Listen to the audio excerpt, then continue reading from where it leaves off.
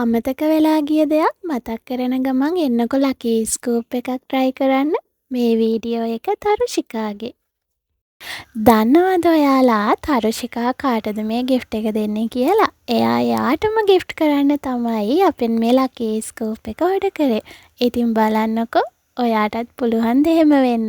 අපි හැමදාම අනිත් අයට තෑගි අරන් දෙනවා, අනිත් අයව සතුටින් තියනවා, අනිත් අයට ආදරය කරනවා. හැබැයි අපිට තමන්ට තමන්වම අමතක වෙලා තමයි ඉන්නේ. තමන්ට gift එකක් අරන් දෙන්න, තමන්ට ආදරය කරන්න, තමන්ව සතුටින් තියන්න අමතක වෙච්ච ගොඩක් අයට මං හිතනවා ඔයාට ඔයාව මතක් වෙන්න පටන් ගනී කියලා. ඉතින් එතකොට ඔයාට පුළුවන් හැමදාම සතුටින් ඉන්න. දන්නවද මොලේට ඩොපමින් රිලීස් වෙන්න පටන් ගත්තට පස්සේ ස්ට්‍රෙස් එක අඩු වෙනවා. ඉතින් මේ වගේ ලොකු පෙරලියක් කරන්න පටන් ගන්නවා අපි අපිට ආදරය කරන්න පටන් ගත්තට පස්සේ. මං කියනවට කරන්න පටන් ගන්නකො.